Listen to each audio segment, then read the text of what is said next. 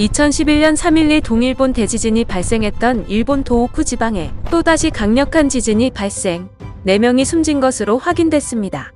지역 주민들 사이에선 동일본 대지진급의 흔들림이었다는 반응이 나오고 있습니다.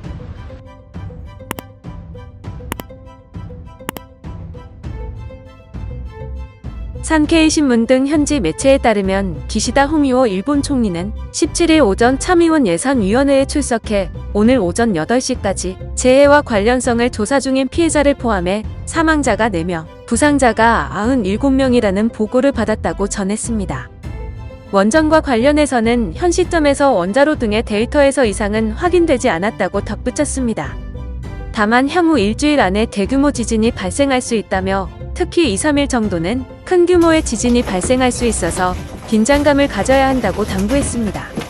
일본 기상청에 따르면 16일 오후 11시 34분 후쿠시마현 인근 해상에서 규모 7.3의 강진이 발생했습니다. 진원지는 오시카반도 동남쪽 60km 부근이며 지진의 깊이는 60km. 이날 지진으로 미야기 후쿠시마현 각지에서 최대 진도 6강의 흔들림이 관측됐는데요. 진도 6강은 실내에 고정하지 않은 가구 대부분이 움직이고 넘어지는 경우가 많아지는 수준입니다. 도쿄 시내에서도 2에서 3분가량 건물이 흔들리는 등 진도 4의 흔들림이 확인됐습니다. 수도권인 간토와 도호쿠 지방에서는 대규모 정전 사태가 벌어지기도 했습니다. 지지통신에 따르면 진도 6강이 관측된 후쿠시마현 소마시에서 이날 새벽 대피한 한 남성은 자다가 옷장에 깔렸다며 흔들림의 정도는 2011년 동일본 대지진 때와 같은 정도라고 말했습니다. 소셜미디어에서도 도호쿠 지역 주민들이 촬영한 당시 영상과 사진 등이 다수 공유되는 중입니다. 또한 이번 지진 발생으로 후쿠시마역과 미야기현 시로이시 자오역 사이 구간을 달리던 신칸센 열차가 탈선한 것으로 알려졌습니다.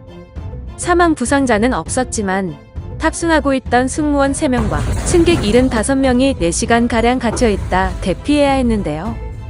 신칸센에 타고 있던 50대 여성은 인터뷰를 통해 열차가 기울면서 한 번도 경험한 적이 없던 충격을 느꼈다고 전했습니다. 신칸센엔 지진 감시 시스템이 탑재돼 일정 규모 이상 흔들림이 관측되면 자동으로 멈춰서게 돼 있지만 이날은 제어 장치가 가동됐는데도 열차 17량 중 16량이 선로를 벗어났습니다. 한편 지진으로 인한 원전 이상은 없는 것으로 파악됐습니다. 원자력규제청에 따르면 지진 발생 직후 후쿠시마 제2원전 1호기와 3호기에서 사용이 끝난 핵연료를 보관하는 사용 후 연료 수조의 냉각 기능이 일시 정지됐지만 2시간 뒤 복구됐습니다. 동일본 대지진 당시 사고가 났던 후쿠시마 제1원전에서는 화재 경보가 울렸지만 불이 실제 난 것은 아닌 것으로 전해졌습니다. 일본 기상청은 17일 새벽 1시 30분 긴급 기자회견을 열어 앞으로 일주일 동안은 최대 진도 6강 정도의 큰 지진이 올 수 있다며 주의를 당부했습니다.